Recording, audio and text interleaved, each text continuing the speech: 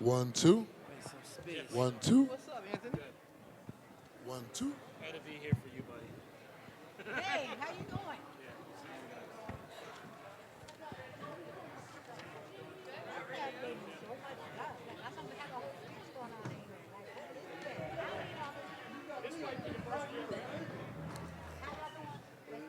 Got a quorum for real?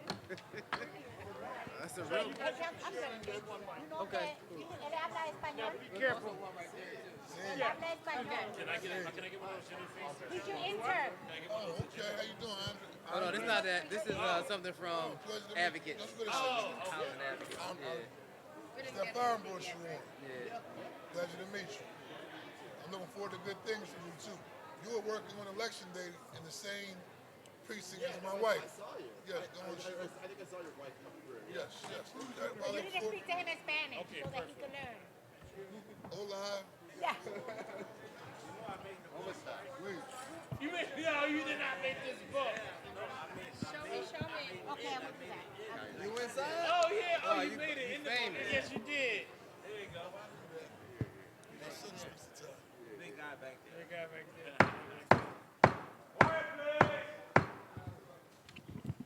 Good evening. 1, 2.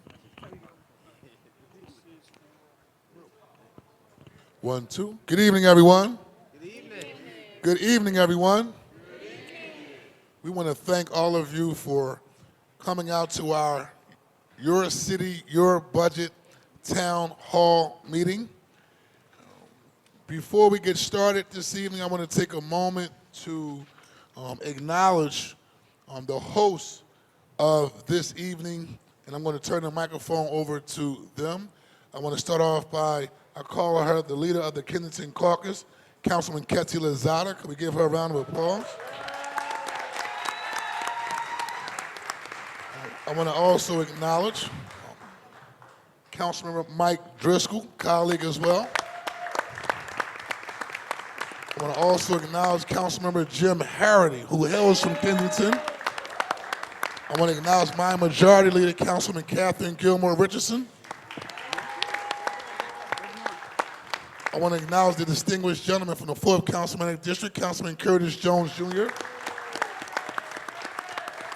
I want to also take a moment to acknowledge Councilwoman Dr. Nina Ahmad. Gentlemen, I call him the Young Lion in the City Council from the 5th Councilmanic District, Councilman Jeffrey J. Young. Another newly minted doctor who have joined the City Council, Councilmember Dr. Anthony Phillips.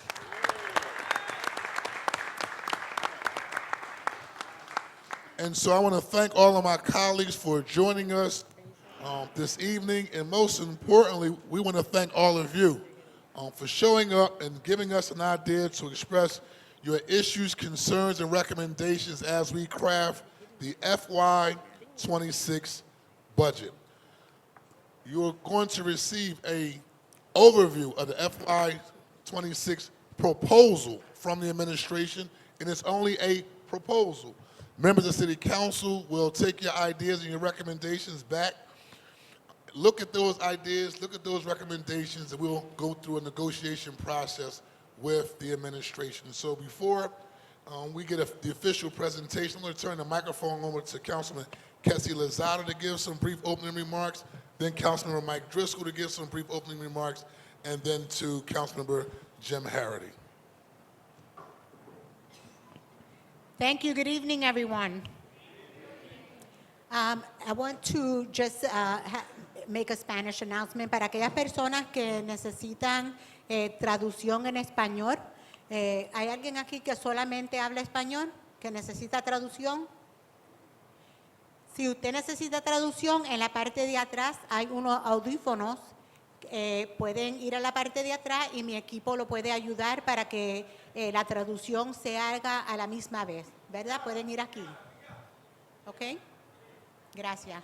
I want to thank everyone for joining us this evening. First, I'd like to begin by thanking Principal Bianca Reyes for opening her doors to us here at Julia de Burgos School, to the teachers and to the families who send your children here. We are grateful that you opened the doors and are giving us an opportunity to share what our budget priorities are and to hear from you. This is, it may sound crazy, right? But this is your city, this is your budget, and we need to hear from you to figure out how we prioritize our list to submit to Council President and to talk about them with our colleagues to share why they're important to our districts. I want to thank my council colleagues for being here in the 7th Council District, but most especially to the Kensington Caucus, who has always been very supportive of everything that we do in the 7th Council District. So please give them a round of applause, because I can't do the work that I do without their support. Well, good evening. And I want to thank Councilwoman Lozada for hosting us tonight and this wonderful school. We've been going through budget hearings for the last several weeks, but the most important hearings are town halls like tonight, because we need to hear from you what's important to you before we craft, as Council President Johnson said, as we craft the mayor's proposed budget to see what will be the final budget. You know, demand is always more than supply, but that's where we have to make tough decisions together to make this city better. And I think we're off to a good start under President Johnson's leadership and Mayor Parker's leadership. So we're excited to be here tonight. Thank you for having us, and we look forward to a hearty discussion.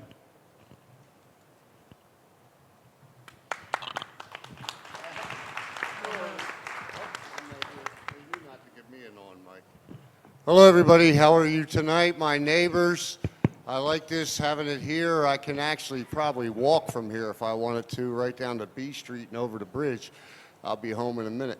But thank you all for coming out. I know that you took time out of your personal time. You know, you've already been to work, and now you're here to listen to us, and we appreciate it. But this is about you. This is about us getting to know what you want and what your budget you want your city budget to look like. So thank you for coming out, and look forward to hearing from all of you.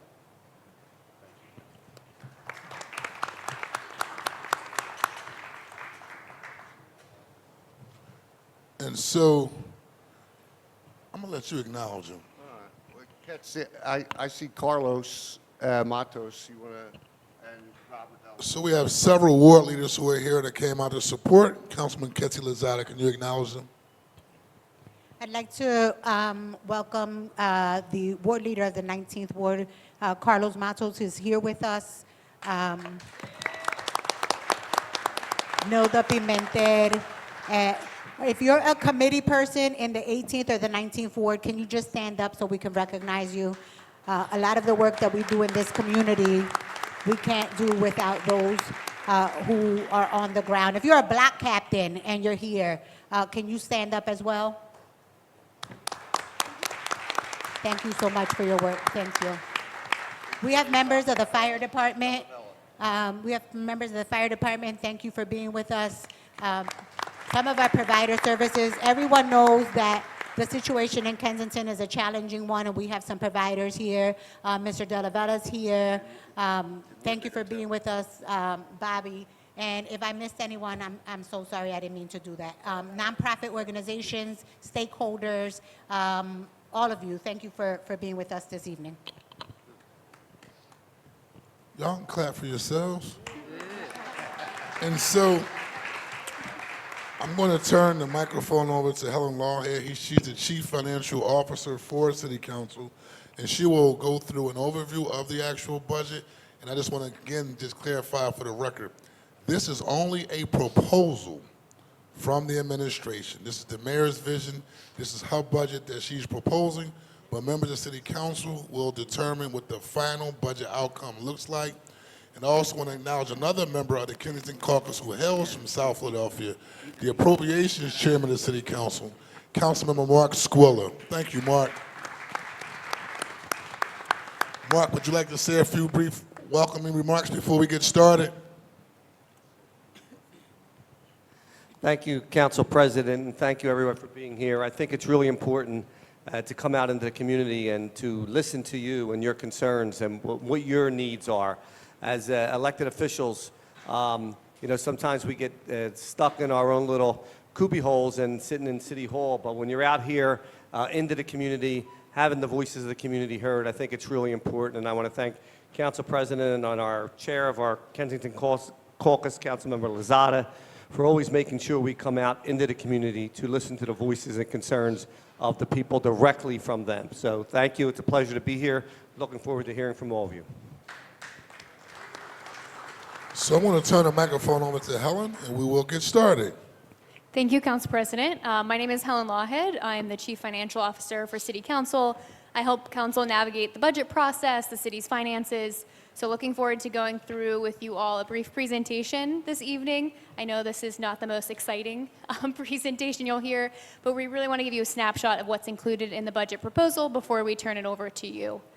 So what is a city budget? The budget is the City of Philadelphia's yearly plan that shows how much money will be spent on different programs and services, and we know that how the city uses its resources impacts the lives of businesses, residents, and visitors. As we go through this presentation, I'll be referring to a few key terms, so I want to go through those at the start. We'll be talking about the operating budget. This budget pays for everyday services and programs like library programs, building inspections, and it also pays for things like our salaries for city workers, retirement, and benefits for city workers as well. We'll also talk through the capital budget, which funds big, long-term projects.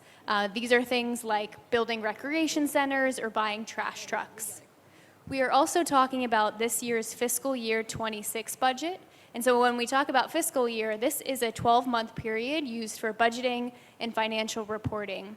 The city's fiscal year runs from July 1st through June 30th. So for example, fiscal year 2026 will start on July 1, 2025 and end on June 30th, 2026. We'll also briefly talk about the city's revenues. These are funds collected by the city to finance operations during a fiscal year. These are things like taxes, locally generated revenue like fines and fees, but also funds we receive from other governments. We'll also talk through expenditures. So these are the monies spent by the city during the course of operations during a fiscal year. And finally, we'll reference a fund balance, and this is the money that is left over at the end of the fiscal year after accounting for all the revenues and expenditures from that previous year.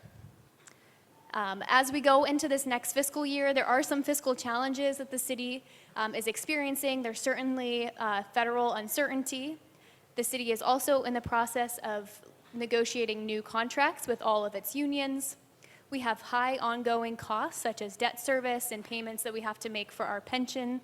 But the city is managing those challenges by making sure that they keep sufficient reserves so that we have money set aside in savings so that we can respond when there are some uncertainties in our budget.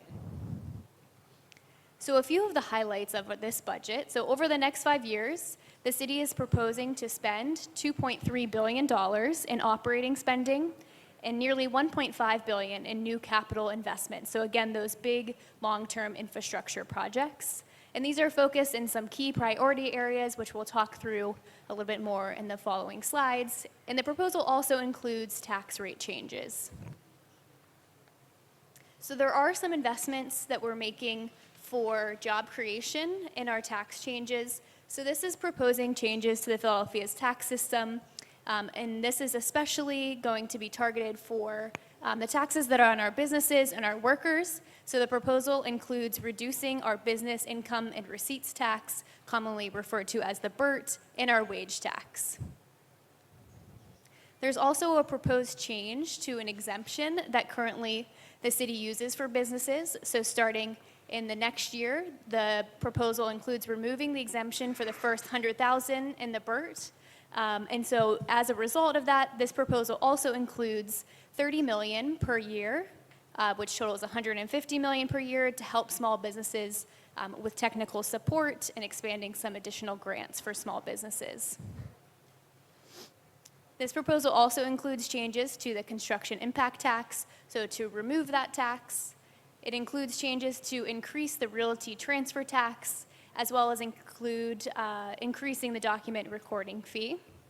Additionally, some changes in the tax code for, specifically for our school district, is to increase the portion of the real estate tax that goes to the school district. That would take place in fiscal year 30, and then increasing on-street parking in Center City only, and again, that would go to the school district. Okay, so for fiscal year 26, the operating budget, you can see the city is projecting to spend $6.7 billion. And of that, nearly $360 million is new spending, with the largest portion of that focused in public safety. So nearly $186 million going towards public safety in our operating budget. In our capital budget, we are projecting to spend $7.2 billion, and $340 million of that is new spending. That's primarily focused in our clean and green initiatives and our public safety initiatives. So we're going to talk through a few highlights in the public safety section. So as I mentioned, there's significant funding that's proposed both on the operating side and our capital side. A few highlights of that include $67 million over 5 years for a new forensic science center, $25 million for anti-violence grants. These are really to support our community and grassroots organizations. And then additional funding for projects for our Vision Zero safety projects. This includes some traffic calming measures to increase street safety. For our clean and green initiatives, some of the increased spending here goes to beautifying our commercial corridors, and also increasing investments in our citywide cleaning programs, as well as our district-based residential cleaning programs. When we're looking at funding for economic opportunity for all, this plan includes $10 million in workforce development funding through the City College of Municipal Employment, and then additional funding for our Pennsylvania Horticultural Society as well, and this is for the same-day work and pay program. For education funding, this plan includes an additional $12 million for the school district and an additional $11 million that's going to help extend the extended day, extended year program from 25 to 40 schools, serving 9,700 students, and then additional funding for our Community College of Philadelphia. And this is on top of the $280 million grant that the city gives the school district each year. Another big investment that's proposed in this year's budget is $800 million for the mayor's Housing Opportunities Made Easy initiative. And this is to create, expand, and invest in additional housing opportunities throughout the city. And then additionally, we are setting aside $550 million, and this will help cover costs as we renegotiate contract agreements with the city's union labor. Finally, we have investments in our wellness ecosystem. So the city is setting aside $216 million in operating funds over 5 years, and then an additional $75 million in capital investments to increase our support for our wellness ecosystem.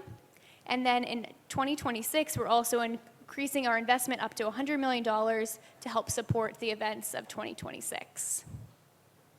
And so again, these are just a brief highlight, and I will turn it back over to the council president, who can get us started with public comment. Thank you very much, Helen.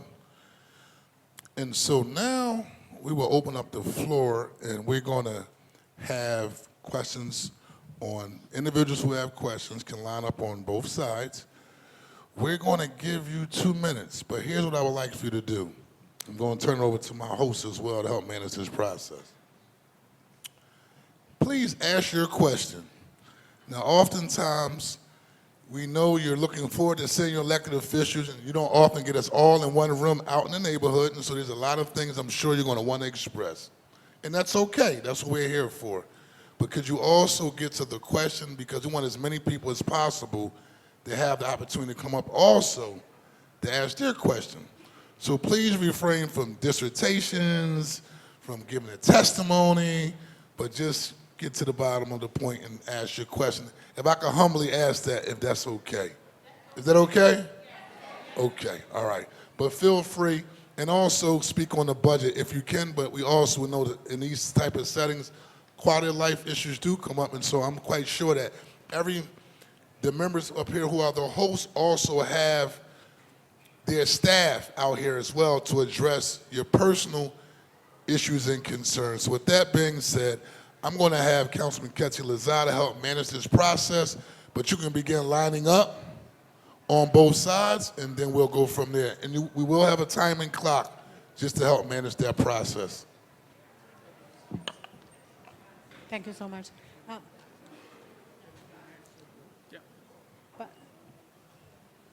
we'll start on this side, if that's okay, and then we'll bounce from one side to the other. Is that okay?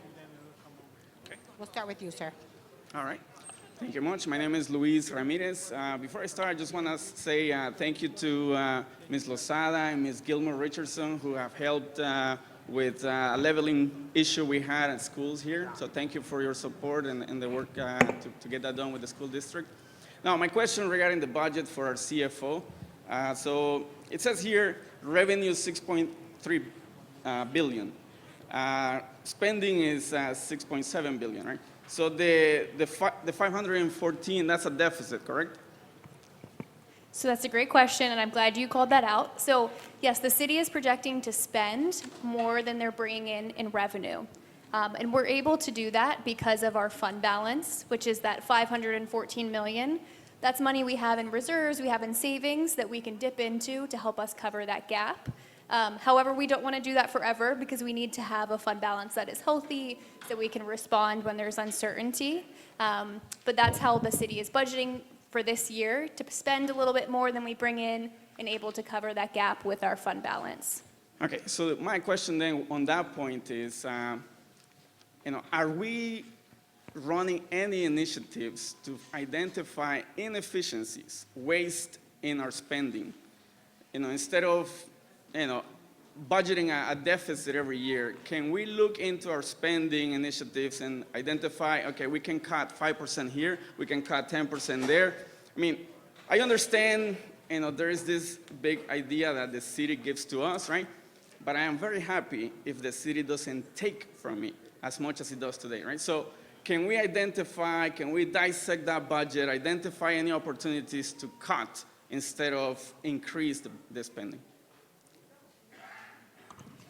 Yeah, I think that what I have seen different from this legislative body is that as a group, we've tried to make government more efficient. And so we all sit in different committees. And part of the work that we have been doing is looking at where is the spending going, and are the deliverables actually going out into the community, like different programs and projects say that they are.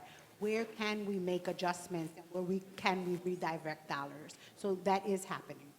And it happens at different. So do we have identified anything? I mean, at the CFO level, right? I mean, you guys are great at accounting, right? So are there any explicit initiatives that we say, okay, we can cut here? Do we have a list of those? We don't have a list at this moment, but we'll take your advice in consideration. But we're always on our due diligence to making sure that we're not just spending for the sake of spending. Give me an example. A lot of people said we should get rid of 10-year tax abatement. Now, there's two sides of their argument. There's some folks in council that feel as though we should have a 10-year tax abatement to help grow growth and development.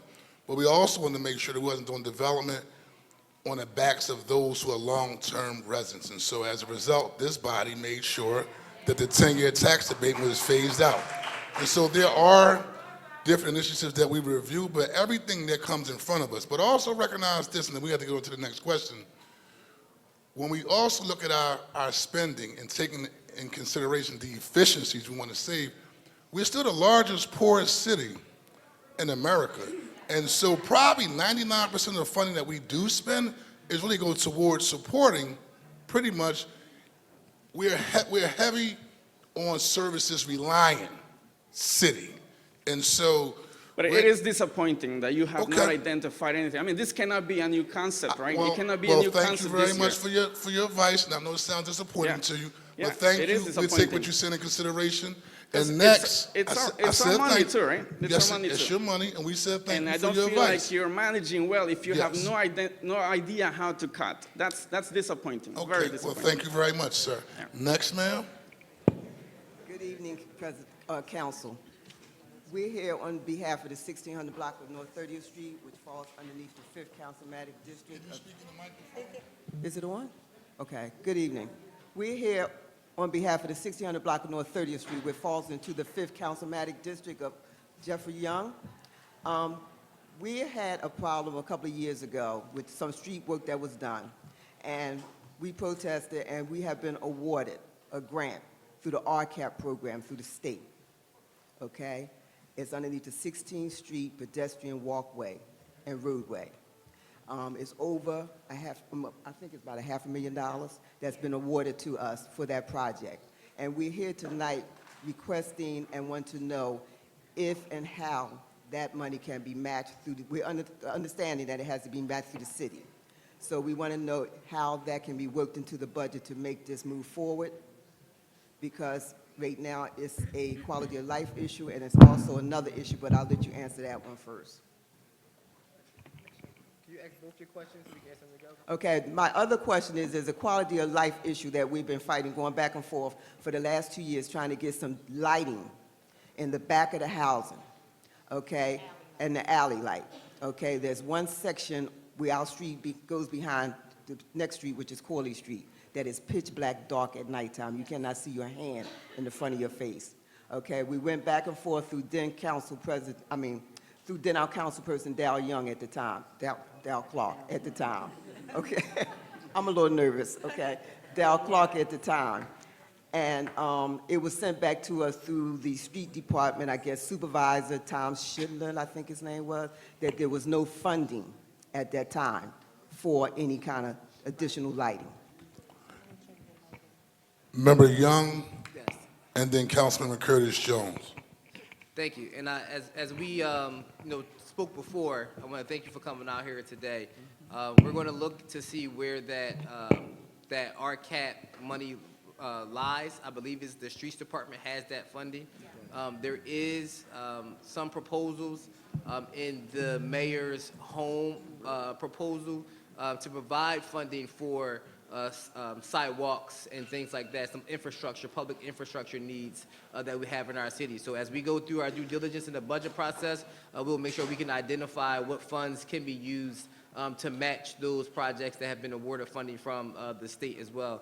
As I said, I committed to you that if that money is there from the state, we're going to figure out a way to match that money, because we can't let that money sit and go nowhere.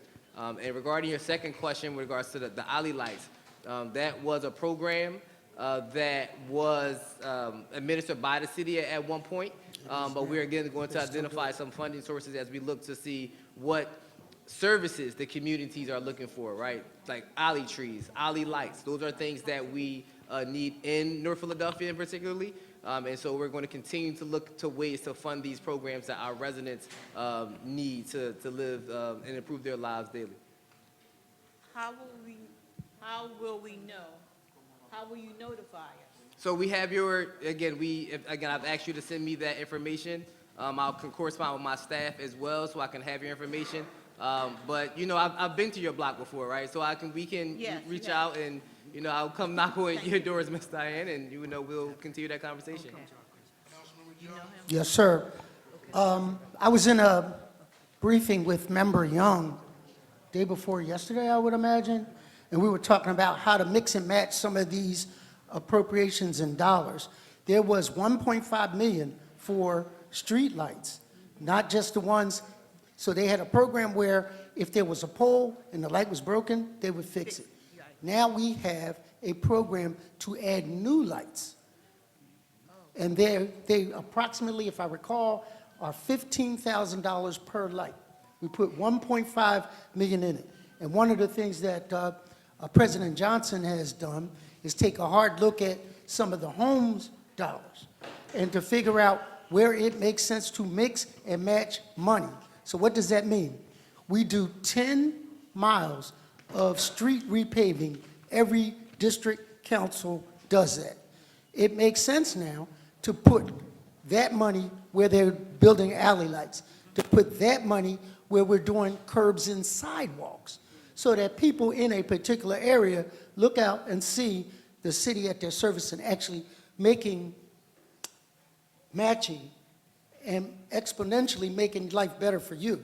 So we're looking at a lot of peanut butter and jelly combinations. We hope to give you something in this budget that neighborhoods like yours can use. Thank you. Excuse me, how much money you said was put aside for it? So for the streetlights itself, it was 1.5 million Okay. with a $15,000, if my memory serves me correctly, per light, per new light. Okay. Not the cost to fix it, but installing a new light. Pole and everything, right? This is in the alley. So, yeah, it's an alley light. Yes, okay. No, alley lights Yes. in particular. So that's something speaks to what you are talking about. Yes. So between me and the president and Member Young, we're going to get that back to you with the exact amounts. Okay? All right, Thank you for being with us. Good evening, Council President, council members, male and female. I thank you for the time and opportunity.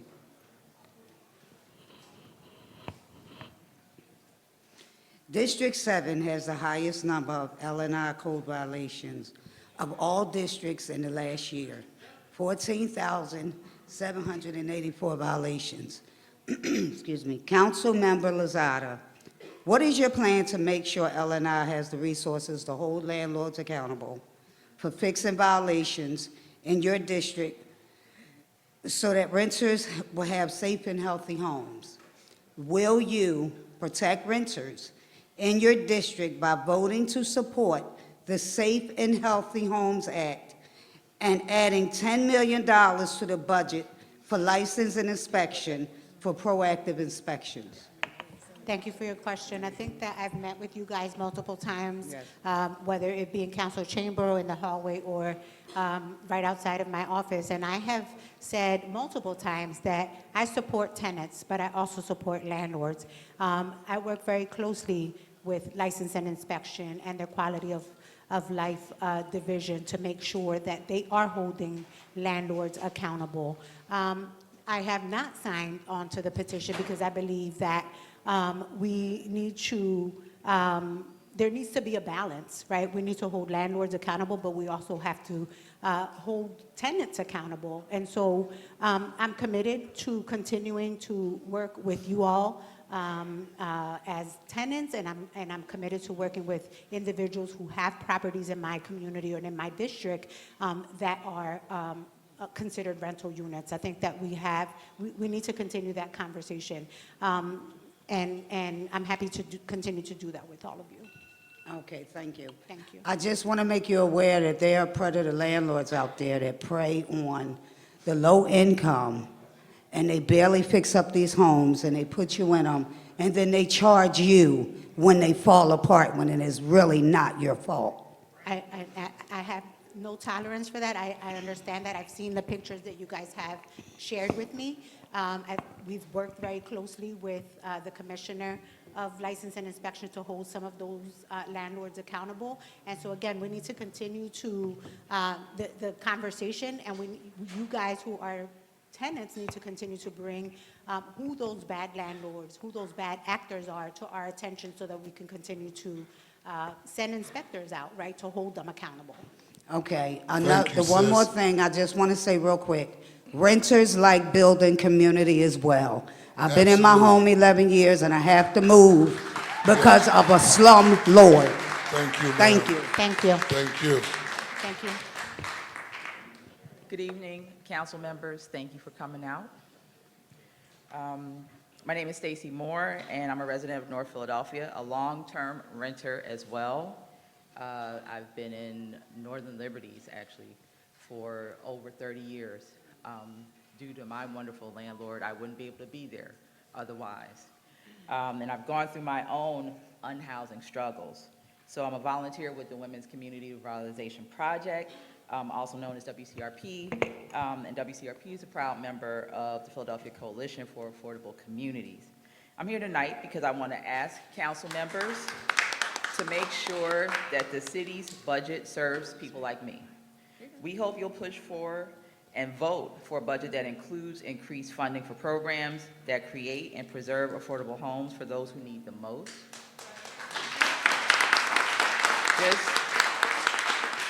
Just a few stats. Last year, rental housing production and preservation was funded at $78 million.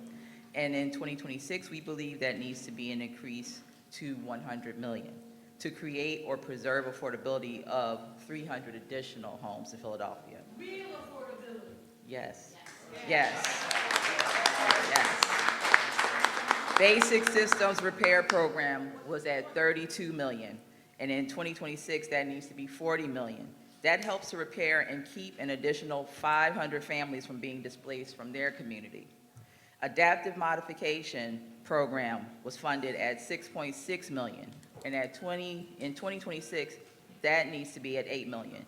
That ensures an additional 70 people can get in and out of their homes in their wheelchairs. And that's very important because if you notice the luxury homes, they have stairs and they're not accessible. And the shallow rent program that helps folks who are struggling to pay their rent, that was funded at $2.6 million. And in 2026, we hope you raise it to $4 million. And that keeps an additional 250 families from being evicted.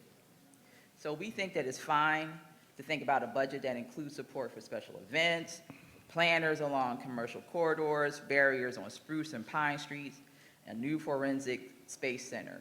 But the 78 PCAC organizations that represent 80,000 Philly residents, we would also like you to focus on housing Ask justice. that question. Well, it's a state. I know. We want you to focus on housing justice as you vote Yes, ma'am. for the city budget. All right. Thank you very much, ma'am. And we're still negotiating this process, right? We're going to negotiate this process with the administration. But please let it not be, not really felt on you that, I mean, you do have a mayor, and I'm not defending her proposal because we still have to negotiate it, but she's trying to borrow $1 billion to strictly deal with affordable workforce, basic system repair, adaptive modification, all the key things that all of you are talking about. She's really put herself out there to try to figure out how to address them, and it's just our responsibility to hold that proposal accountable to make sure the final outcome is one which everybody supports. But at the end of the day, it's really a housing robust plan that addresses every single thing that was very detailed, explained by the gentlelady that just came up. So thank you very much for laying it all out there. Thank you very much. Councilman Lozada? Next. Can you hear me? Okay. I am with 1 PA Renters United, and I'm a constituent of Councilmember Jeffrey Young in District 5. I just had to move after renting for 6 years from Odin Properties in District 8 in West Oak Lane in Councilmember Phillips' district. I had to move because the conditions were horrible. I had to deal with infestations. That's why we work with Councilmember O'Rourke to introduce a Safe, Healthy Homes Act to protect renters. I want to thank Councilmembers Phillips, Young, and Jones, and Landau for sponsoring. I want to ask Council President Johnson and all of the council members here, will you support renters by adding $10 million to the budget for L&I and voting yes for the Safe Homes Act? Under 2 minutes.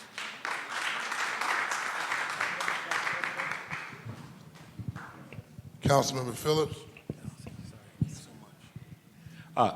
Hi there. Before Councilmember Phillips say your remarks, I want to also acknowledge the presence of Councilmember Cindy Bass, and I thought I saw Councilman Rue Landau.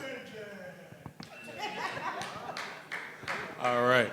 I'm sorry, just remind me your name, madam. Sorry, remind me your name. Lori.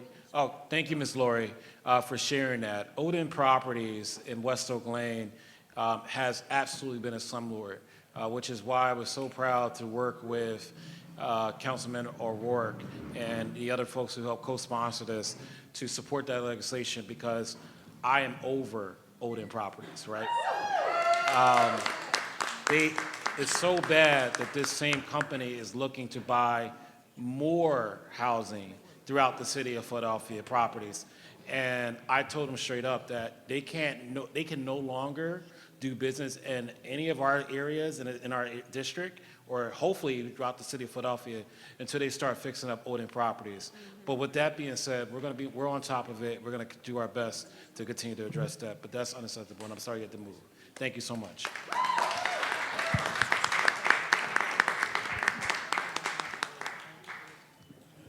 Young man. Good morning, council members and council president.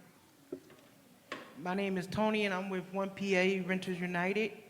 Over this last winter, over 100 of renters went without heat, including my own family, for a month. And I was wondering, what would you do to hold the landlords accountable? I think I've said it, and I'll keep saying it, right? I think it's important for us to continue to hear from you, the community, the renter, to bring these bad actors to our attention. It's the only way we're going to know what is happening behind the door from the place that you're living in. And so if we can continue to work together, if you continue to bring the bad actors to our attention, we will work very closely with the Quality of Life Department of License and Inspection to ensure that the situation is rectified. Councilmember Jeffrey J. Young. Thank you so much. And I just want to let the community, the public know that in this budget proposal, we are looking at ways to help provide landlords who do provide affordable housing with money to renovate their properties, right? To make sure that they are up to standards and up to code for the landlords that are out there that actually want to do good, right? Philadelphia has an old housing stock, and so we do know that there are some challenges with those properties, but we as a body are committed to helping those landlords who want to do right, who want to do good, by providing them with the resources to maintain those properties, to rent to our residents. Councilman Rulandell. Can I just add, for the landlords who can afford it, it is their obligation to provide heat. It's all landlords have the obligation to provide heat to tenants from mid-October to mid-April. It is illegal to not do it. There are plenty of remedies for a tenant. And I do understand that sometimes not every landlord has the resources to make the necessary repairs to their house, and we definitely want to help them. But for the folks who can do it, it's their obligation to do it, and it's the cost of doing business. Thank you.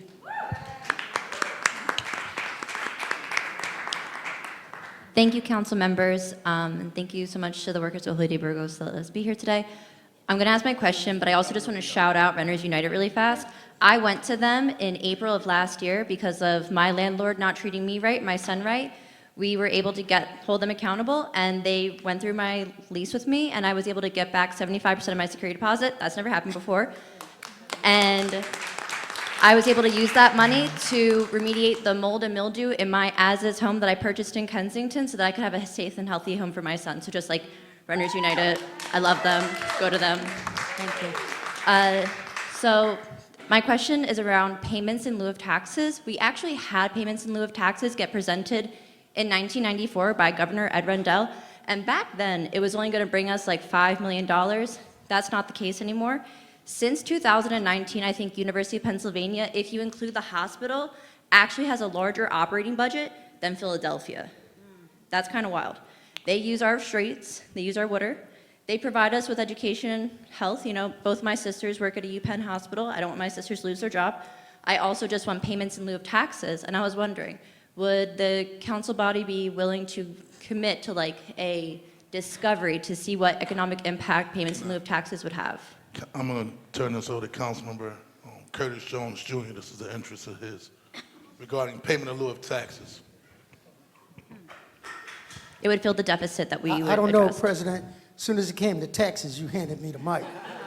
But I'm of the opinion that we need to take a hard look at all nonprofit institutions, particularly if they are afraid of number 47, if they are retrenching against programs that impact the people that live in the shadow of those institutions, North Philly, West Philly, Germantown, to take a hard look at how much are you giving us by way of benefit to the people versus what we give you in lieu without taxation. So it's time, and it's come of age, that we need to take a hard math look at that. So I'm We could all in. generate nearly $1 billion if we only tax them 4%. If we tax UPenn 4% just on them alone, we bring in like 550 mil, and that could fill the gap that we got right now. So, I didn't know that. so thank you for that question. There will be a hearing to take a look at all of these institutions to do the math, to That's see amazing. if what they're giving us is worth what we're giving them. I All right? absolutely love that. When is that hearing? I would love to be there. When my president schedules it. Thank you. Thank you. Thank you, thank you.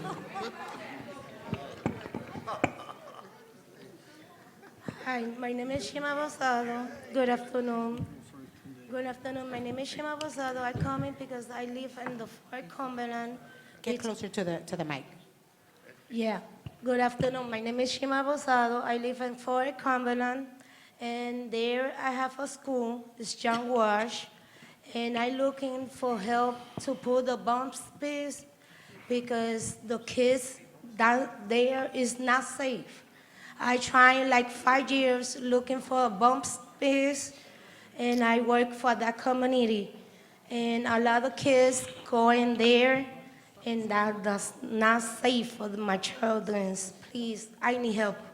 Thank you, Ms. Shima. I passed legislation, I believe it was sometime last year, that prioritized speed bumps around schools, recreation centers, and senior centers. And so we do have a backlog, but we are looking to continue to install the speed bumps for the safety of our children.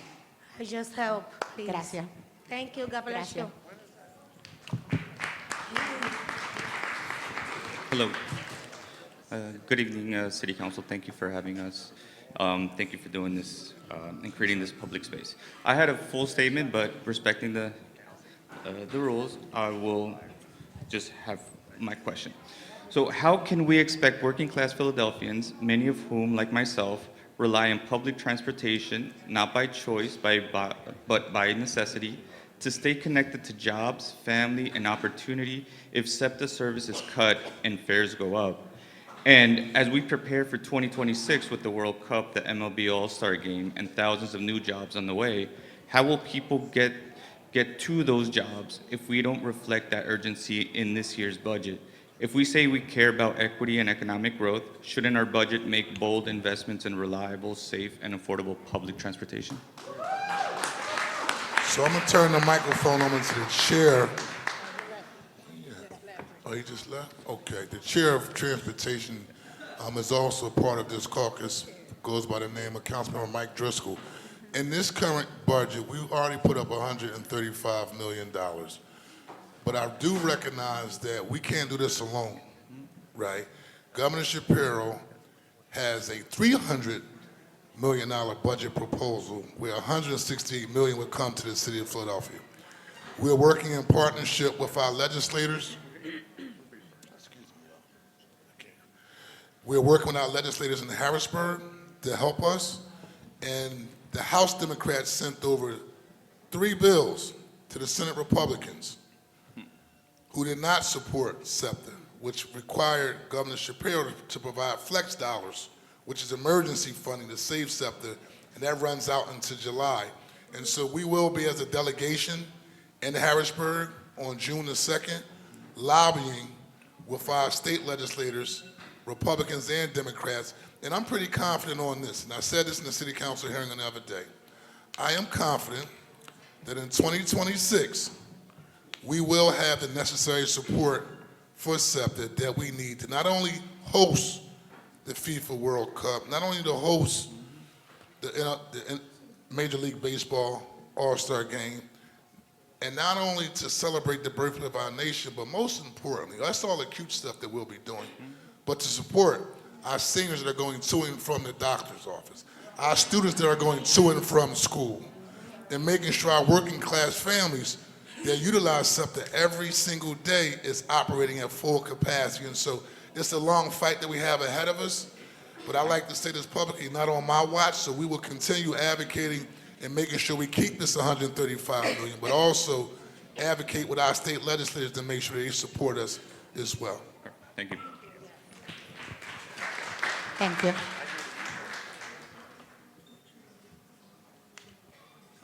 Good evening, City Council. Thank you for coming this evening. But here's the rub that I would like to present to each and every one of you, with all due respect. And I think that this statement will deserve an answer from as many as possible, with time being allowed it. If you look at Front and Lehigh to 33rd and Lehigh, could someone up there on this panel please tell me why it is nothing more than an elongated strip of fast food restaurants, dilapidated homes, and rapid, on foot, in traffic, drug use, 24/7. Yet you come to this location, which is the epicenter of all those three things, and the takeaway must be that you're not aware of it. So may I make you aware of these facts? Because, Councilman Squilla, if Lehigh Avenue, from that stretch from Front in Lehigh to 33rd in Lehigh, if it was commiserate with Washington Avenue, would you let this be? Councilman Jones, if Front and Lehigh to 33rd in Lehigh was commiserate to City Line Avenue, would you let it be? And for Councilwoman Bass, if Front and Lehigh to 33rd and Lehigh was commiserate to Ogons Avenue, would you let it be? So why is it that it exists? I'm gonna turn this mic over to the individuals that represent this district, but I think it impacts everyone, not just her. Just hear me out. But let me respond. I've been in office since 2011. Since 2011. And with all due respect, when it comes to this particular area, I've never seen a more compassionate, strong, fierce advocate when it comes to revitalizing this part of Kensington. I beg to differ. Just hear me out. We can agree to disagree. Yes, we right? This young lady is the head of the Kensington Caucus that prior to her commitment, there was no eyes on Kensington at all, where the city allowed what you see every single day. This young lady stepped up to the plate and got every member of city council involved. So all I'm saying is let's give it some time, bruh, right? So I know for the fact what I'm seeing.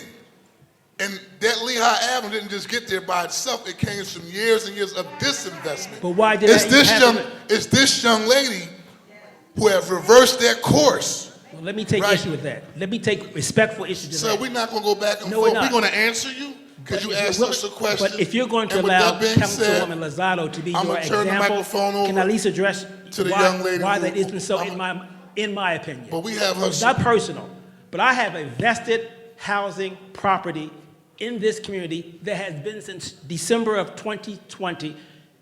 In December of 2025 marks 5 years. I can tell you. When you get elected? I can tell you. I've seen none of these changes. I've seen none of it. Thank you, sir. Neither has my neighbors. Neither has the Fair Hill District. So I am sure you are doing what you are said that you are to be doing, but I'm living it every day. And so therefore, if I have to walk upon the steps to come in here and see a en masse police presence that once this is over will not show up again until next year, that's unacceptable. That's unacceptable to me. To me, not maybe to anyone else, but to me, because that should not be the rhyme and reason why police en masse are showing up for 2 hours of a 24-hour day. That's how I feel. Thank you, sir. Thank you very much for your question and your comment. I was elected in November of 22 as a result of a special election.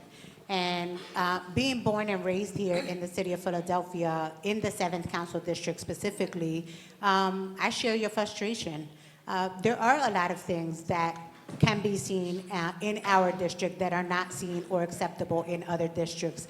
But no one in this community can say that I've not made that my priority, that quality of life and changing the things that are occurring in this community are not being addressed. Prior to me coming into city council, there were a lot of things that were happening here because and my colleagues are probably not going to say it, but I don't have a problem saying it publicly here and anywhere else. We were being represented by a legislative body and by a mayor who thought that as long as he allowed certain things to happen in this neighborhood, they could control it. And so there was no enforcement of anything here. Quality of life deteriorated in this neighborhood. But upon my arrival in November of 22, I've made it my business to make sure that the same services that are found in other districts come to mind, that we get the same type of response as it relates to trash and blight and public safety in other neighborhoods. I've made that my business. The only way that we've been able to make the change that we have made in this district is because of a lot of the people that are sitting in this audience who have partnered with me and have said, we will stop complaining and we will join you in on the fight. They show up and they show out and they roll up their sleeves and they help me respond to the needs of this community. And so for anyone to say that I do not prioritize or that I'm sitting up in this council twiddling my thumbs, I beg to differ. I beg to differ. I invite you to join me. My office is at 4821 Frankfurt Avenue. I'm in room 484 in City Hall. You come sit with me. We'll talk about what your priorities are, and I'm happy to work together to help respond to them. Thank you.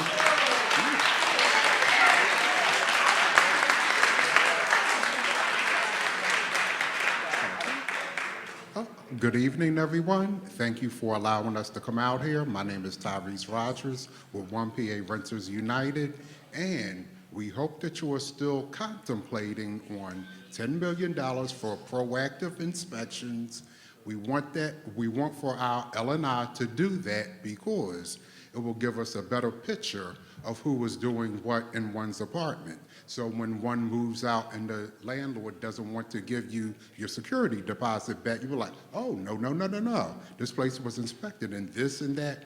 They weren't like this when we, like moved out or anything like that.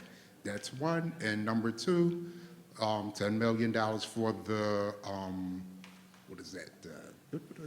Give me your moment. I'm having a senior moment. Built the last.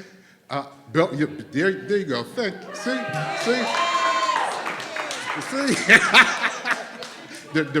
Right? Mm-hmm. The Built the Last program. Because if somebody has they want to have a home, or if they decide to buy a home, let's make it affordable for them. All right. Thank you, sir. Mm-hmm. Thank you. Good evening, City Council members. My name is Andrea Bibiloni. I am the Executive Director of Norris Square Neighborhood Project in North Philadelphia. We have existed in our community for 52 years, and we serve over 100 teens annually with our after-school and summer programs. We rely heavily on funding that we receive through our contract with the out-of-school time program, PHMC, and the Office of Children and Families. And I understand that a lot of the funding that the city receives for that programming comes from the Commonwealth and also comes from the federal government.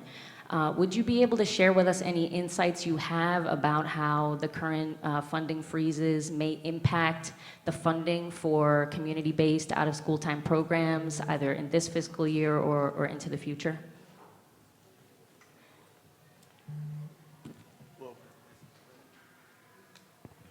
We haven't seen the freezes yet, but I know, again, somebody asked this question earlier, basically, are we being fiscally responsible? And our team right now, Appropriations Chair and members of the Appropriations Committee are going through the process of at least putting up close to $95 million in reserves, right? In the event that these freezes do take place, we do have, at least as a start, we probably would need more, but we are going through the process of putting up right now close to $100 million to stave off any cuts or freezes that may have an impact on a variety of different services. And obviously, we would take in consideration out of school time, because that impacts our most precious assets, which are our children. Thank you. Thank you. Good evening. My name is Carrie Rathman. I work at Habitat for Humanity. Thank you, Council President and Council, for having this tonight. We are a proud member of Philadelphia Coalition of Affordable Communities, and although we focus on the homeownership space, we know that the whole continuum of housing is incredibly important, and we believe that everyone deserves a safe and decent place to live.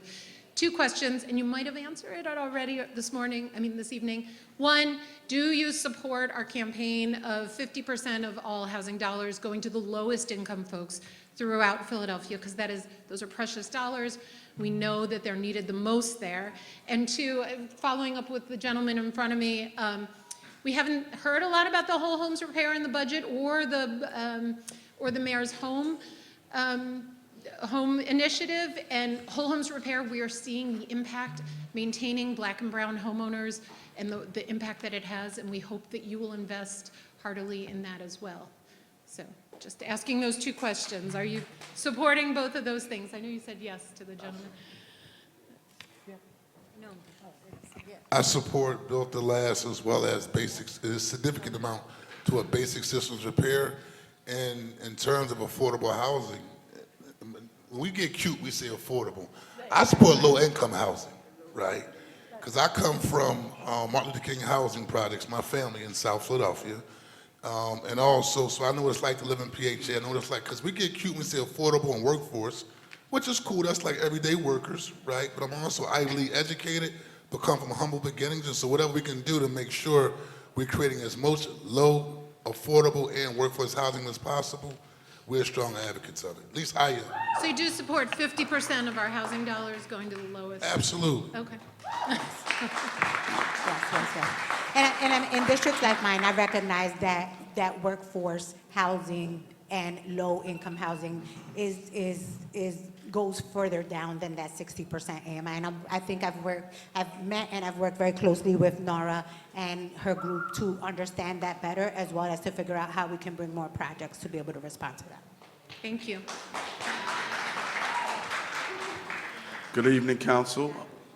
My name is Suleiman Hassan. I'm the founder of Soldiers for Recovery, which has been on the ground for the past 10 years straight.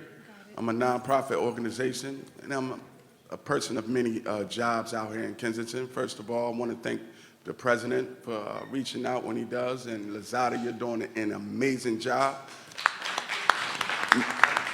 Me being a former addict myself, I used to live in Kensington 10 years ago before it got the way it was. I like to think that I was like part of the first homeless group out there. I was one of the ones that slept on the benches and everything else, and you're doing an amazing job. But you just got your degree in what? Thank you. Behavior health. You got your degree in what? Behavior health. Thank you. So I stand here today with 10 and a half years clean, and I've been doing the work out in Kensington, sending people to rehab and throughout the whole country. My question is this. I'm here for the youth today. What are we going to do or put in place, or is there anything in the budget put in place for the youth? And when I mean the youth, someone like they can relate to. Someone who's been there. I was on drugs for 20 years or a little bit more, but came out of it. Someone who has went to college. Someone that can speak to the youth. I have a presentation. I've been trying to get into the school district, but it's always a struggle. Oh, we don't have enough money. I don't charge much for my presentation. That's number one. Number two is, what's in the budget for the youth? What's in the budget for the youth in Kensington, in 7th District, because they have been traumatized from what they see when they walk outside of their houses.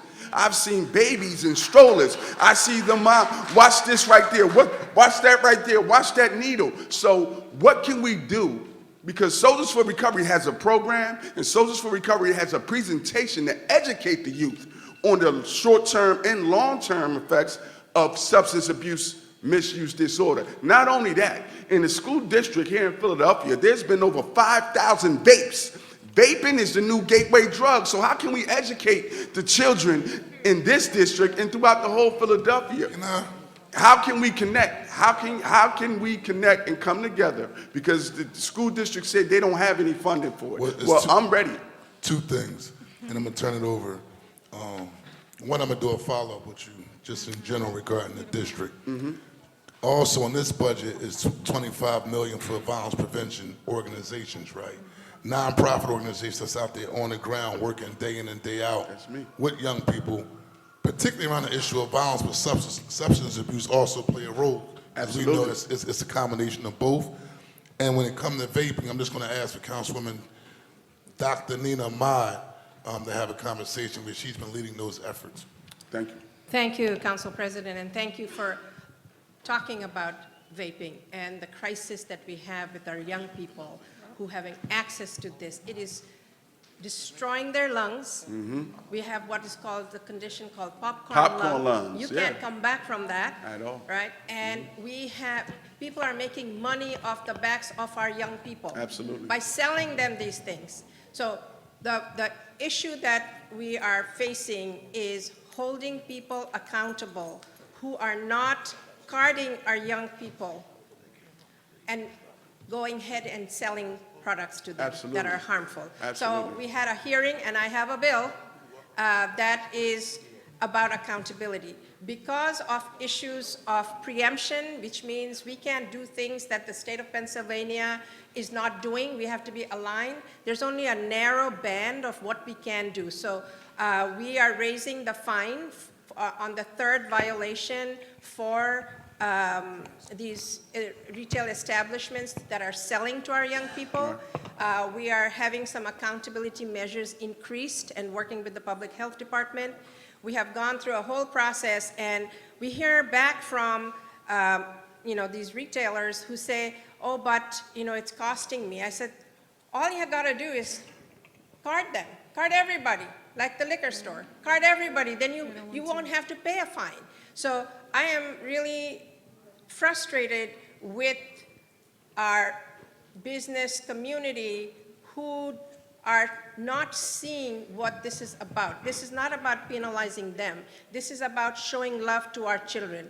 When I had the hearing for this issue, we had testimony from young people who testified and said to me that you have to do something because our peers are getting impacted. Their lives are getting destroyed. This is a highly addictive product that is being delivered, and these vaping units have 20 times more nicotine than a cigarette. Absolutely. So we are aware. I'm going to fight this fight. As they say, 10 toes down.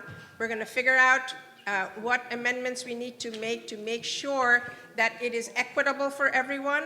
But as I've said over and over again, all you got to do is not sell to minors. Yeah, but in terms of education, Yes. in terms of catching them, because the schools that I have spoken at, most of the time it's charter schools, it's been very effective. I have students come and I put a trash can right by the stage, and they would stop because it's the lack of education of popcorn lungs, short-term and long-term effects of vaping, and that's what my presentation is about. Popcorn lungs? Popcorn lungs. It's called a popcorn. It looks like popcorn after you have exposed your lung to this nicotine product. I would like to follow up with you after this so we can actually work on what this and this has been brought up, not just educating the children, but also educating our retailers as to what is happening. Listen, the retailers don't care. I'm out there. I mean, the thing is, we're going to make them care. They don't How about care. that? We're going to Yeah. make them care. Because this is our children's health, and I appreciate and thank you for what you're doing, and we're going to work with you to make sure we have an education program that impacts everybody who's in this process, affected by this process. Thank you. Councilmember Jones. Thank you so much. Give me your name again. Suleiman Hassan, Mr. Jones. Suleiman. You gotta, Soldiers for Recovery. Yeah, you got to connect with my people. Because let me let you in on a little secret. We down in Kensington, right? And we think this is the epicenter of where things happen. But up in my district in Roxborough, it's a best kept secret that there is a problem with that, and they don't like talking about it in that part of town, but it is true. Worse than that, at Roxborough High School, and help me with the name of it, there's a vape that has a treatment in it, and it has some narcotic in it. Absolutely. And I don't remember the name of the street name of it, but the principal of Roxborough is telling me this is a problem. And they're getting it from retail businesses. And that we are dealing with nuisance businesses, like Cindy Bass taught me, sell liquor by the drink, sell Lucy cigarettes, don't mind selling drug paraphernalia. Absolutely. Some of them have gambling going Absolutely. on in like they think they're a casino. Right. We have to deal with nuisance business. They are part of the ecosystem of the problem. So I know President Johnson wants to work with you. I'd like to offer us to work with you too, because I'm one of the co-authors of the Kensington Marshall Plan. Why? Because until this neighborhood is right, no neighborhood is safe. I understand. I mean, that's why I'm here, and I met you multiple times, and I'm here fighting because for years, no one listened to me. No one paid me. You know, you told me this before. I'm not throwing you under the bus. You're a great man, and I appreciate the work that you're doing. But I'm tired of saying, oh, I'm going to do this, do that. No one connects with me. No one has connected with me until recently. Council President reached out to me. Talk to you this morning. Yeah. But let's follow up. But I've been doing this for 10 years, and no one, you know, I have a solution. No one has sat down to. Check this So out. before you leave here, You gonna get Curtis? Caroline, are you here? Yes. Raise your hand, connect with her. Councilman Jones gonna follow up with you? But that's what it's always been. And Talk also to this person, that person. I'm not knocking anybody. And Dr. Phillips want to have a conversation with you. Okay. real quick. Just quick comments for the general audience. And then Councilmember Bass. Yeah, just a quick comment for the general audience. As you know, the mayor is proposing around $10.9 Thank you, million everyone. for extended day, extended year program.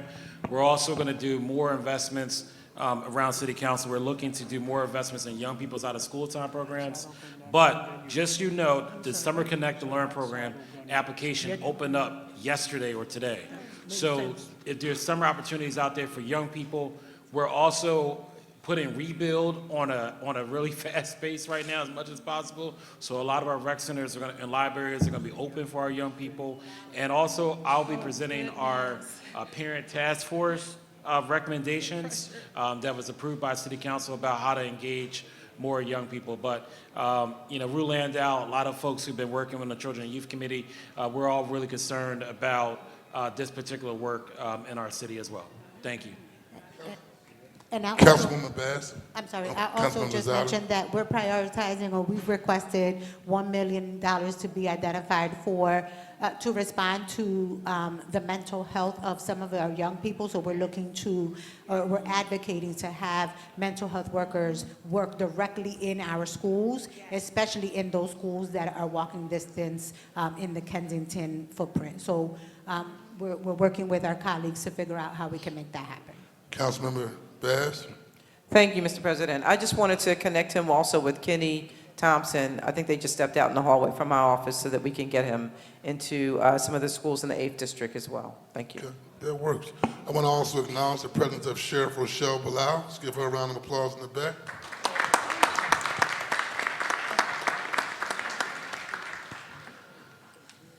Yes. Okay. I just wanted to start off by thanking you guys for,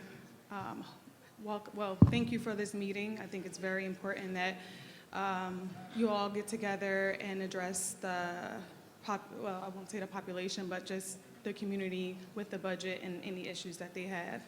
My name is Nicole Moy. I don't work for a cool organization like most of you guys. I'm actually just in finance at BNP. But I am on the board of the Kensington Advisory Board and a committee person at the 18th Ward. I do have a business in the Kensington area called the Bridge Studio. Mission-based is the Art Gallery Creative Studio, and our focus is to help change the narrative in the Kensington area. I also have a nonprofit I just started due to the frustrations that's taken place in that area particularly.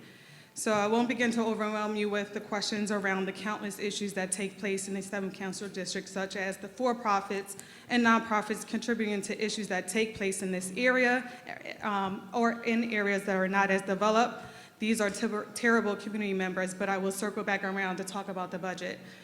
Considering this proposed budget, what are the specific, measurable, and time-bound targets and key performance indicators that will be used to track the efficiency and clearly evident improvements in addressing poverty and the associated quality of life crisis within Philadelphia, with a particular focus on significantly and tangibly alleviating the dire conditions currently plaguing the Kensington neighborhood?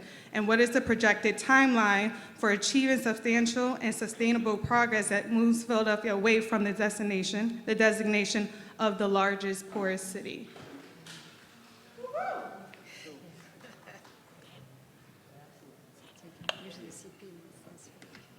I think one of the biggest, and Council President can follow up, but I think that one of the biggest challenges I have seen since arriving in city government is that we don't do a good job at measuring how different programs impact different communities. And I think we have to do better. I think as a legislative body, we've had that conversation about how do we do that better? I don't think that we've come up with a specific method, but I think that it is a conversation that all of us have had because we understand that it is extremely important. I will add to that, but also take in consideration a report by Pew Charitable Trust, and I take some pride in this because it did happen under our watch. Homicides are down, shootings are down. Also, in the Pew Charitable Trust report that just came out today, we're reversing poverty in the city of Philadelphia. And so I think there are some key indicators, and it's called the State of the City report just came out that shows that we're going in the right direction. So now I think it's time for us to double down our efforts. And those are key indicators that show that the investments that we are doing are having a significant impact when it comes to tackling the issue of poverty. I think one thing I do give the credit to the mayor about is focusing on the issue of housing, right? Because it's an opportunity to build generational wealth.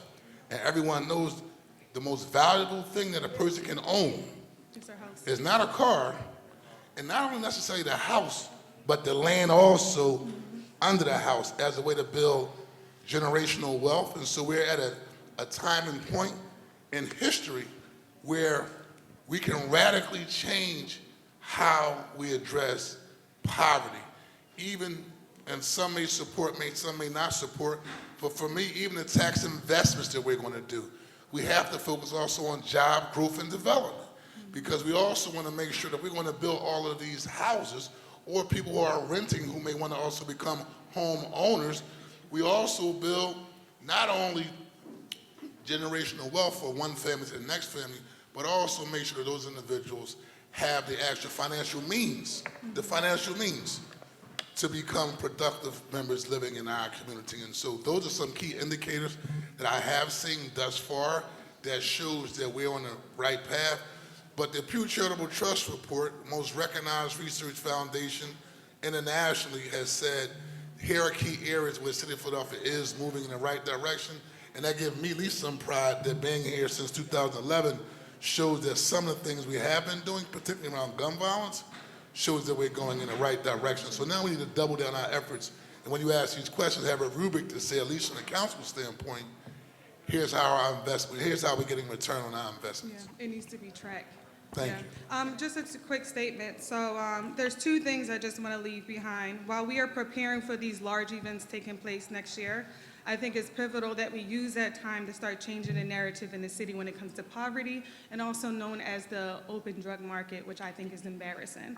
And then secondly, middle class. There's a lot of programs that cater to the people that are under the middle class, but middle class also lives paycheck to paycheck, and they're also homeowners. So when they lose their job tomorrow, today, what programs are going to be available to help them as well? Thank you. Thank you. Ms. Pat? Yeah. My name's Patricia DiCarlo, and I've lived in this neighborhood in Norris Square for over 40 years. So I lived through what the Philadelphia Inquirer called the Badlands up to the Goodlands. And moving from the Badlands to the Goodlands was mostly due to the nonprofit organizations that built affordable housing for poor people, not for the median income of the city of Philadelphia, which includes the suburbs. So can we get rid of, thank you, sir, for pointing out that the word affordable housing is an insult in our community and a word that is constantly being misused, including by city workers who come to give us the wah about the land bank and the developers who are charging $280,000 for a house. The latest one, 1,100 square feet, 2 stories, seriously?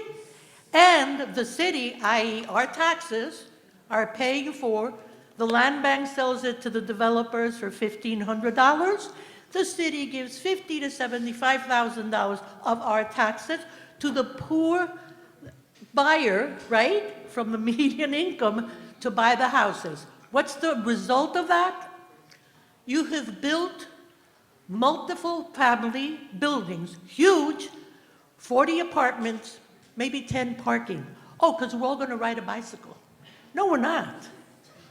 So now we have all these cars parking on top of the sidewalk. Why? They don't have where to park except on top of the sidewalk, particularly in the small houses. What are you doing? Charging, not you, but that's the mayor, charging a penalty, right? Because you parked on top of the sidewalk. So what happens? We're paying for the sidewalk parking. We're paying for the $75,000 neighborhood preservation, neighborhood gentrification. I am getting sick and tired of seeing old people who've been in the neighborhood all their life sleeping in their pickup truck because they don't have where to live. And that's still going on. So, some practical solutions to the problems I've painted out, right? Numero uno, land bank. Stop these neighborhood preservation programs. No. It's going to be affordable to the median income of the neighborhood, or else it's not going to get built or approved. Councilwoman has been very supportive of our efforts. Number 2, land bank is going to get used to highlight and build neighborhood parking lots. Why? We still have some land left over. We want it for neighborhood parking, so they don't have to park on top of the sidewalks. They have a place to park. So small municipal little parking lots. Number 3, please, rental units. Homeownership, absolutely. I believe in homeownership, but it's got to be affordable to that neighborhood, not to the people from New York. No. And the other affordable has to be for renters. You just heard it. So the private landlords can't afford to be renting, and the taxes have gone sky high. I don't think they get a break. So they're not able to pay, so they're stuck. So small business owners, maybe small business owners need some kind of tax abatement if they've been a business there for 10, 20 years in the neighborhood. So that might be a solution. So just a few of the things that I think you're the council, you're the legislators, that you can legislate serious change in the land bank. Oh, and the one final one. Stop the land bank from stealing land from people in our neighborhood who've taken care of their yard.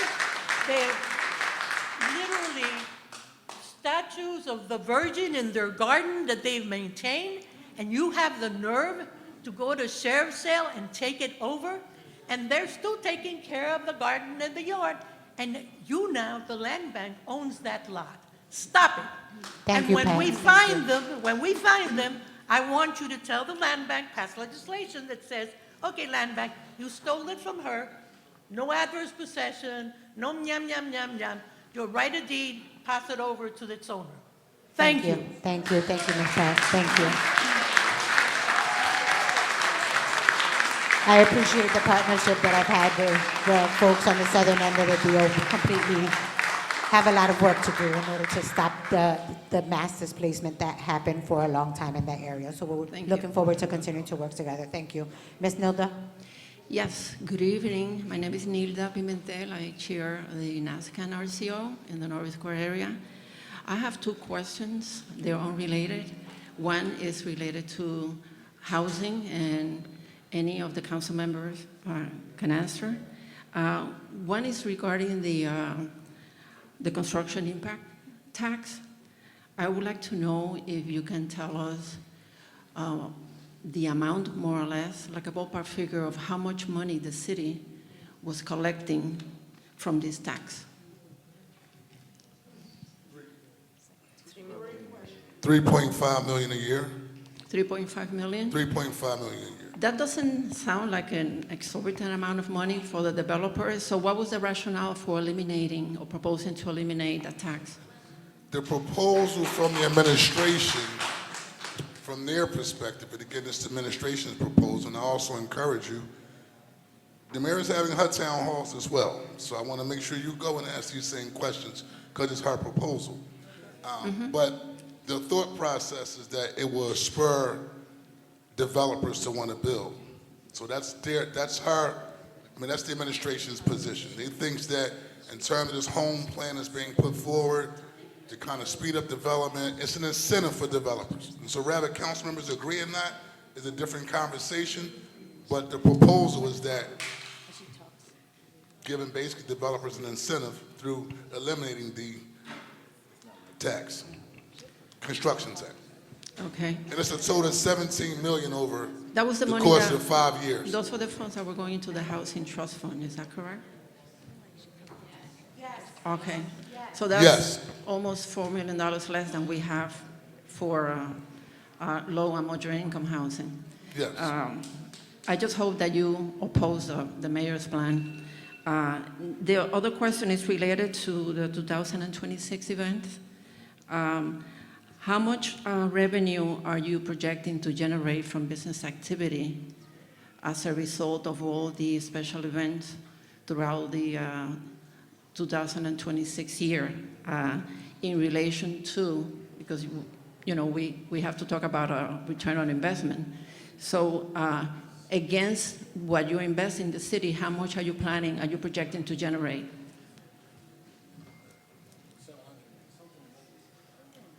Any member want to answer that question? Philip says it. Yeah, we were just in a hearing. They're projecting to generate around $700 million in revenue from the 2027 events. Okay. Just a little over 700 million. So that's like 2026. 2026. Thank you, Kyle. Okay. So that's like 100 million, like net, approximately? Well, if you're investing 600 million, and you're planning to generate 700, so you're talking about like a net profit of approximately $100 million? And I'll just add one clarification. The city is investing $100 million.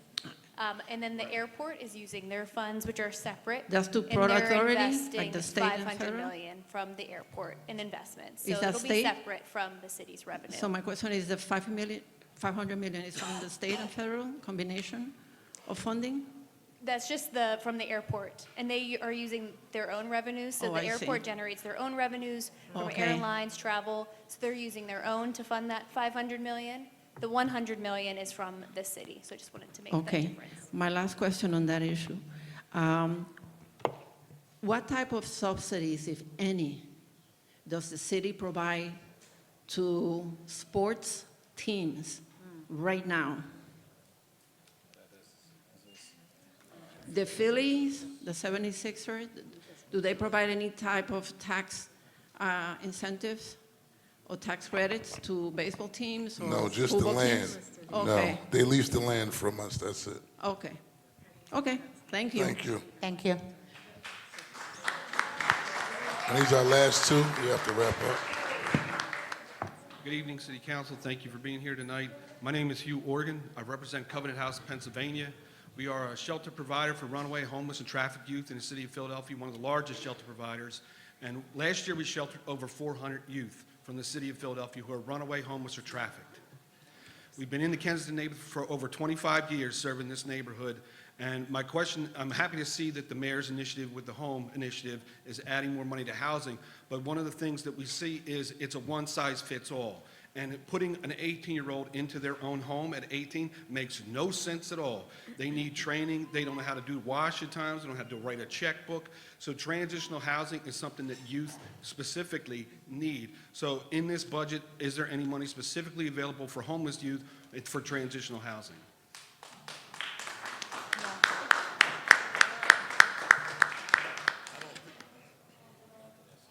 I don't think it's specifically, but we'll take that recommendation. But I do know during a preliminary conversation with the administration regarding the proposal, it's just a general concept on how we're going to address homelessness.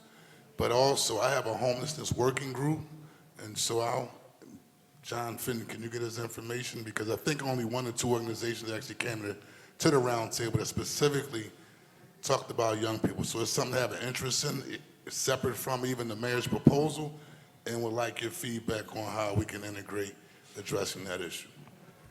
Mr. President? Chair recognizes Councilmember Jay Young. Yeah, thank you. And one thing I do want to point out is that there is an increased interest in providing opportunities for those young people who are aging out of the foster care system. So that is something that we are, particularly in my office, we are taking a good look at to see what we can do, particularly with PHA and some others, to provide that type of housing for those who are aging out of the foster care system, who do need those supports that you just mentioned. Thank you, Councilmember. Good evening to my neighbors, to City Council, Council President Kenyatta, Johnson, and my council representative, Councilwoman Lozada. My name is Marcos Castillo. I hail from the Kensington, Fairhill, and North Square neighborhoods. As a current member of the federal program AmeriCorps, I'm concerned about recent federal action that placed about 85% of AmeriCorps staff on leave and threats to funding cuts for programs, specifically those who serve in Philadelphia, like City Year, Habitat for Humanity, and Power Corps, PHL, which I'm a member of. Are there any plans to either investigate causes for intervening to preserve some of these programs, and can any member of City Council present today commit to introducing resolution to hold committees to investigate these cuts and ways to preserve these programs? Phillips? I'm a member of AmeriCorps and City Year, so when I saw the freeze, I'm definitely interested in it, but I'm going to defer to my member Phillips just to follow up as a youth advocate. Yeah, absolutely. This is something that I will need to spend more time reviewing and looking into. You know, as Council President said, you know, I actually volunteered all my life and understand the importance of that, but also was an intern at City Year, which was a AmeriCorps program. So I see the value of that particular program. So yes, let's look into it. I'm glad you brought it to our attention. So that's AmeriCorps. What were the other two? Programs like Habitat for Humanity, City Year, and my program, Power Corps PHL. Okay, good, gotcha. Gonna take note of it right now. I will just say quickly, many people I serve with are concerned about losing their membership of the program. Many staff who supervise me are already losing their jobs. And not to seem arrogant, but the services we provide greatly support the city of Philadelphia, especially the Department of Parks and Recreation, the Water Department, our reentry services particularly. So anything you can do to help our program, I would greatly appreciate it. Excellent. Thank you. Thank you. I just want to add real quick before you leave. First of all, thank you all for everything that you do with Power Corps. I've been around since the Nutter administration. Between that, AmeriCorps, and all of the other groups, We must invest in our youth, and that is a big word that goes to the 20s, and must make sure that we have opportunities available for you. It is the reason why we are on the right trajectory of making sure that there's less violence, there's more jobs, there's more opportunity, people are more prosperous.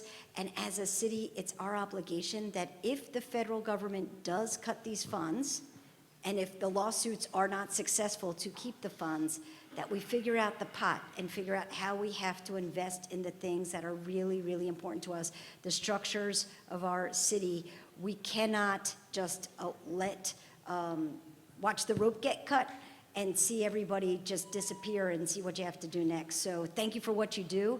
We fully support you, and we will do everything that we can to keep you around. Thank you. Thank you. Thank you. Our last question. I wanted to just address Excuse young me. men. Don't go before anywhere. you go. Councilmember Just Nina. to piggyback on what my colleague said, this morning I was in a meeting not specifically about cuts, federal government cuts in this area that you spoke, but in the healthcare space, particularly Medicaid. And the reason I'm sharing this is what came out of it is how are we going to respond? And I think that's the sort of question you're asking. We're going to have potential cuts across the board on many areas. And they're all intersecting. Health intersects with what you do because at the outcome for us is we have a safer, healthier city. And what came out was a conversation about public, private, and philanthropic ventures to come together to fill the gap. And the example that was used was from a private sector participation was Mark Cuban. You know Mark Cuban. He is now actually bypassing the pharmaceutical company to sell drugs at a much cheaper rate. And there was a doctor there, Dr. Ayla Stanford, who actually buys in bulk from him to actually be able to serve her patients. So the reason I'm sharing this is we have parallels that we can look at to bring different sectors together to address this need, at least for the next 3 years that we are going to be faced with this kind of craziness going on in our federal government. So people are coming together trying to figure out what that will look like, what those dollar numbers would look like, and who's going to participate. But we do have our eye on that. I just want you to feel that we are paying attention, and we have to pay attention because this is our lives at stake. So thank you for your concern. Thank you. Thank you. Our last question for the evening. Good evening, council folks. Good evening, President Council, Kenyatta Johnson. My name is Carlos Matos, for those of you that don't know me. I've been a ward leader here for about, I'd say 35, 40 years. And this community has been neglected by our own people, nonprofits, that get all kind of money in this community. And as this neighborhood was being cleaned up, when John Street was elected mayor, he came down here, he tore down all the houses, they did American Street, they misplaced a lot of people, they tore down all the houses and stuff, and the nonprofits weren't building them back up. And so the more attractive this neighborhood came, then the last councilwoman changed the zoning, made it impossible to do this. Then she changed the zoning again. Then she, with American Street, that was supposed to be an industrial area. Now you can do a little bit of business and put 300 apartments up there, and they're not affordable for us. So you've got over 2,000 apartments that are built in this area, and none of us can afford it. And our people are now being forced back into being forced into the Northeast or here or there, and where all their services are here. And so people are being taken away from their own home and being put in strange places that nobody wants them and they don't want to be there, but they have no choice. The councilwoman, we've been working very closely with the councilwoman, and one of the things that she told us is that we need to build affordable, and again, what I'm talking about is like Pat, we have the same opinion, and I get a little confused myself. But if you, as far as taking the land, you better start taking it now, because what's happening is the land bank already took what they were going to take from people. Now the land that's being sold in this community are lands that should have been taken into the land bank because the people owe taxes on it for over 15 to 20 years. And now they're selling them and investors are coming in here and they're buying them and building houses that we can't afford. Right now, we're working with certain developers that are willing to build turnkey properties for $200,000, for $250,000, and if you want to pay $380,000 and you want to add another bedroom and bathroom to the basement, you can do that because right now, all turnkey properties are $280,000, and a lot of our people can't afford that.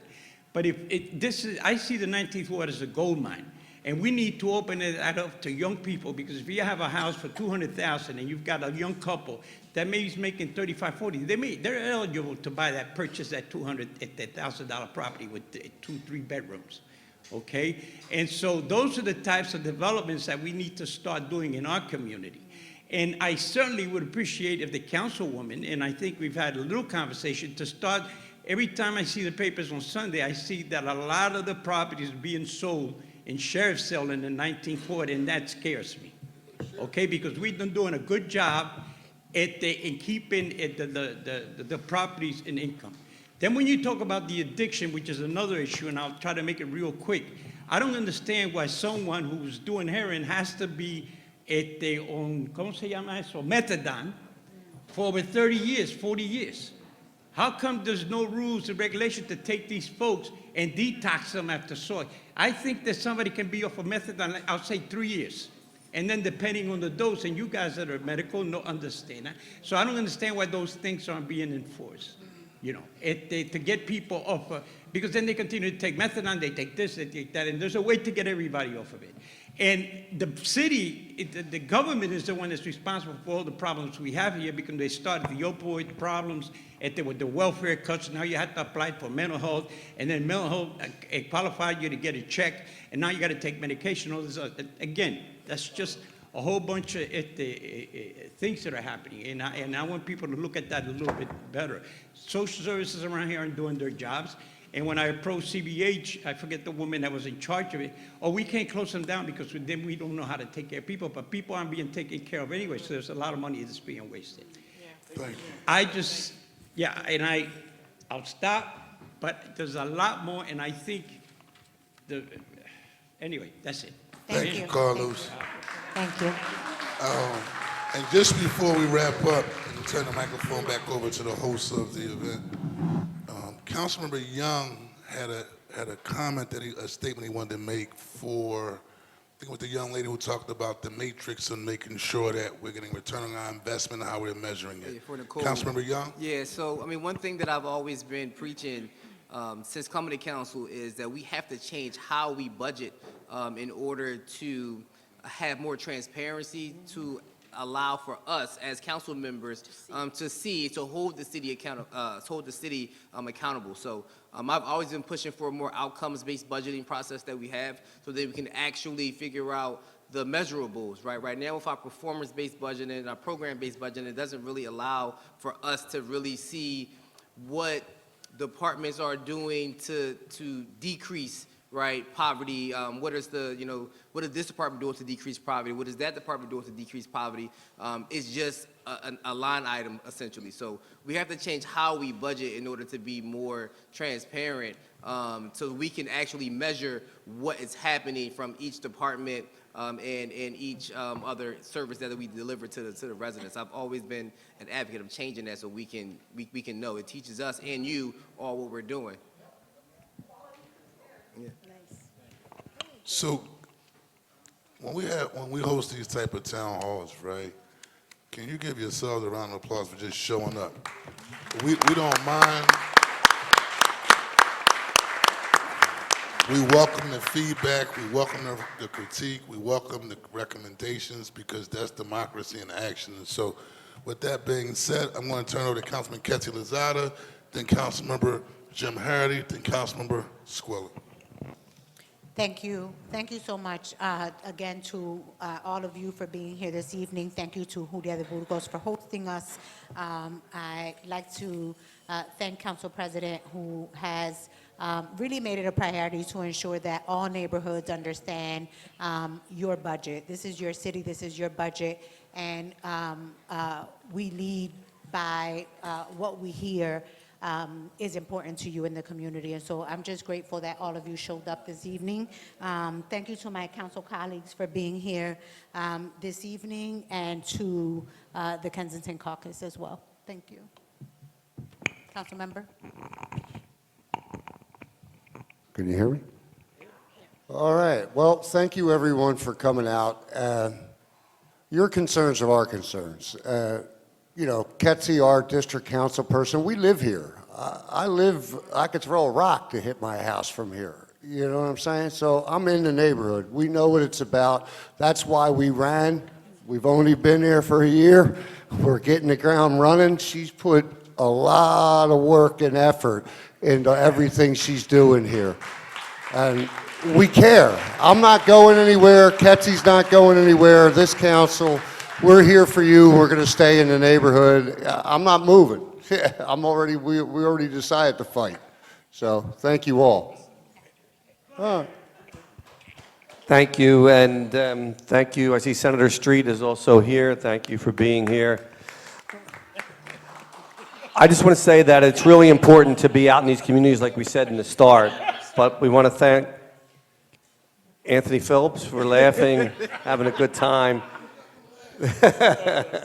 And we want to thank Council President for really pushing us to make sure we get the budget out into the community.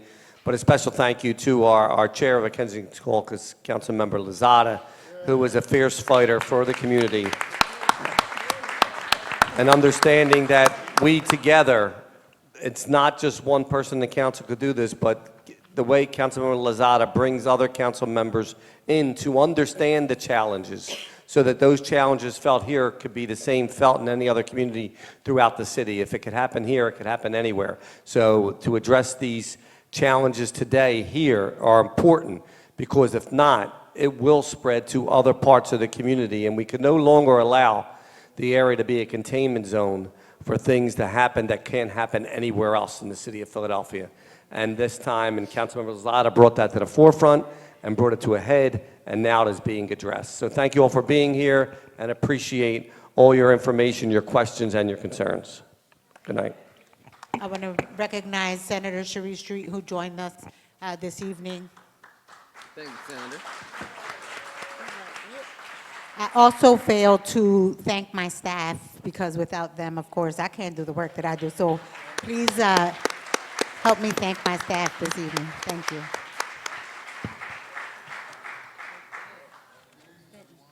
Have a good evening. Good evening, everybody.